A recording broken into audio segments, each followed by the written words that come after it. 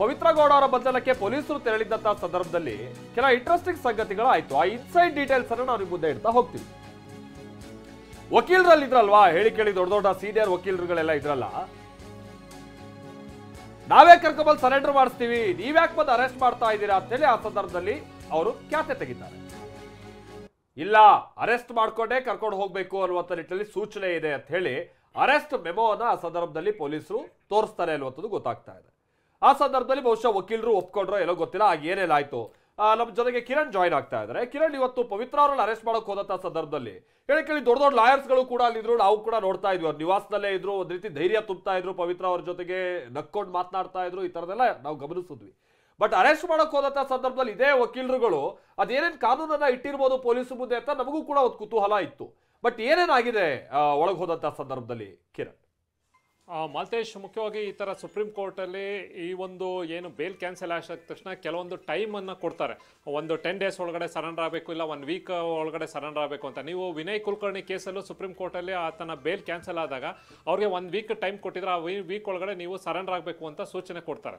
ಇಲ್ಲೂ ಕೂಡ ಅದೇ ರೀತಿ ಅಂದ್ಕೊಂಡು ಕೆಲ ಹಿರಿಯ ವಕೀಲರು ಸಂಬಂಧಪಟ್ಟಂತೆ ಪವಿತ್ರ ಗೌಡರಿಗೆ ಹೇಳಿ ಹೋಗಿ ಈ ಟೈಮ್ ಇರುತ್ತೆ ಹೋಗ್ಬೋದು ಅಂತ ಇದೆ. ಆದರೆ ಅದಕ್ಕೆ ಸಂಬಂಧಪಟ್ಟಂತೆ ಆದರೆ ಇನ್ನೊಂದು ಏನು ಅಂತಂದರೆ, ಒಂದು ಸುಪ್ರೀಂ ಕೋರ್ಟ್ ಆರ್ಡರ್ ಇಮ್ಮಿಡಿಯೇಟ್ ಆಗಿ ತತ್ಕ್ಷಣ ಅವ್ರನ್ನ ಅರೆಸ್ಟ್ ಮಾಡಬೇಕು ಅಂತ ಇರುತ್ತೆ. ಅದಕ್ಕೆ ಸಂಬಂಧಪಟ್ಟಂತೆ ACP ವಿಜಯನಗರಕ್ಕೆ ಒಂದು ಡೈರೆಕ್ಷನ್ಸ್ ಕೂಡ ಬರುತ್ತೆ.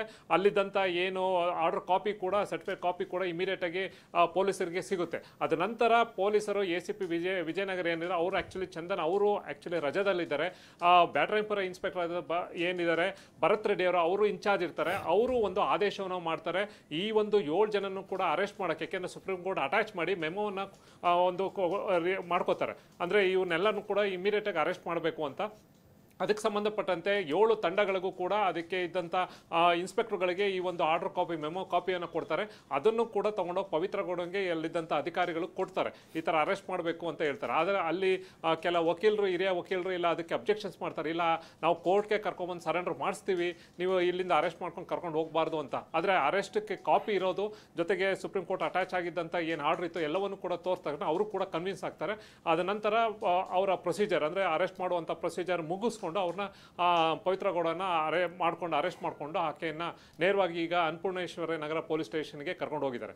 ಇದು ಏನು ಅಂತಂದರೆ, ಈಗ ಅಲ್ಲಿದ್ದಂಥ ಏನು ಕಂಪ್ಲೀಟ್ ಫಾರ್ಮಾಲಿಟಿ ಅಂದರೆ ಪ್ರೊಸೀಜರ್ ಏನೇನಿತ್ತು ಅಂತ ಅಪ್ಡೇಟ್, ಈಗ ಅರೆಸ್ಟ್ ಆಯಿತು, ಅವ್ರನ್ನ ಸ್ಟೇಟ್ಮೆಂಟ್ ಆಯಿತು, ಅದ ನಂತರ ಅವ್ರನ್ನ ಮೆಡಿಕಲ್ ಮಾಡಿಸಿ ನಂತರ ಕೋರ್ಟ್ಗೆ ಪ್ರೊಡ್ಯೂಸ್ ಮಾಡುವಂಥ ಕೆಲಸವನ್ನು ಮಾಡಿದ್ದಾರೆ. ಈಗಾಗಲೇ 7 ಜನದಲ್ಲಿ 6 ಜನ ಪೊಲೀಸರ ಕಂಪ್ಲೀಟ್ ಕಸ್ಟಡಿಯಲ್ಲಿ ರಾಡರಲ್ಲಿ ಇದ್ದಾರೆ.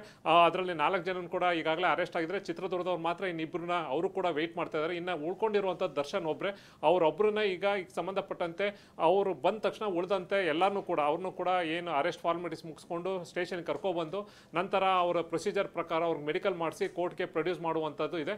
ಮತ್ತು ಇನ್ನು ಕೋರ್ಟ್ಗೆ ಹೋದ್ಮೇಲೆ, ಸೆಷನ್ ಕೋರ್ಟ್ಗೆ ಹೋದ್ಮೇಲೆ ಅಲ್ಲಿ ವಿತಿನ್ ಅಂದರೆ ಒಂದು ಟೈಮ್ 5:30 ಒಳಗಡೆ ಏನಾರು ಹೋದರೆ ಓಪನ್ ಕೋರ್ಟಿಗೆ ಪ್ರೊಡ್ಯೂಸ್ ಮಾಡ್ತಾರೆ. ಅಥವಾ ಇಲ್ಲದೇ ಇದ್ದರೆ ಅವ್ರನ್ನ ನೇರವಾಗಿ ಜಡ್ಜ್ ಮನೆ ಮುಂದೆ ಪ್ರೊಡ್ಯೂಸ್ ಮಾಡಿಕೊಂಡು as per as supreme court directions ಏನಿದೆ ಆರ್ಡರ್ ಕಾಪಿ ಅಟ್ಯಾಚ್ ಮಾಡಿಕೊಂಡು ಅದ್ರ ಪ್ರಕಾರ ಅವ್ರನ್ನ ಮತ್ತೆ ಬೇಲ್ ಕ್ಯಾನ್ಸಲ್ ಆಗಿರೋದ್ರಿಂದ, ಯಾಕೆಂದರೆ ಬೇಲ್ ಕೊಡಬೇಕು, ಹೈಕೋರ್ಟ್ ಕೊಟ್ಟರು ಕೂಡ ಸೆಷನ್ ಕೋರ್ಟ್ ಅವರಿಗೆ ರಿಲೀಸಿಂಗ್ ಆರ್ಡರ್ ಕೊಡಬೇಕು. ಅದೇ ರೀತಿ ಈಗ ಬೇಲ್ ಅಲ್ಲಿ ಕ್ಯಾನ್ಸಲ್ ಆದರೂ ಕೂಡ ಅವ್ರನ್ನ ಮತ್ತೆ ಈ ಜೈಲಿಗೆ ಕಳಿಸ್ಬೇಕು ಅಂತ ಸೆಷನ್ ಕೋರ್ಟ್ ಆರ್ಡರ್ ಮಾಡುತ್ತೆ.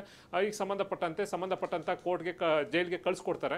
ಈ ಹಿಂದೆ ಕೂಡ ಜೈಲಿನಲ್ಲಿ ಒಳಗಡೆ ಇದ್ದಾಗ ದರ್ಶನ್ ಮತ್ತೆ ಆತನ ತಂಡದವರು ಕೆಲವೊಂದಷ್ಟು ಮಿಸ್ಯೂಸ್ ಮಾಡಿಕೊಂಡು, ಪವರ್ ಯೂಸ್ ಮಾಡಿಕೊಂಡು ಅಲ್ಲಿ ರಾಯಲ್ ಏನೊಂದು ಟ್ರೀಟ್ಮೆಂಟನ್ನು ತಗೋತಾ ಇದ್ದಾರೆ. ಅದ್ರ ಸಂಬಂಧಪಟ್ಟಂತೆ ಸಾಕಷ್ಟು ಒಂದು ವಿಚಾರ ಆಯಿತು. ಈ ಸಂಬಂಧಪಟ್ಟಂತೆ ಬಳ್ಳಾರಿಗೆ ಬೇರೆ ಬೇರೆ ಕಡೆ ಹಾಕಿದ್ರು. ಈಗ ನೇರವಾಗಿ ಬಹುಶಃ ಎಲ್ಲನೂ ಕೂಡ ಪರಪ್ಪನಗರ ಜೈಲಿಗೆ ಕಳಿಸುವಂಥದ್ದೇ ಸಾಧ್ಯತೆ ಜಾಸ್ತಿ ಇದೆ.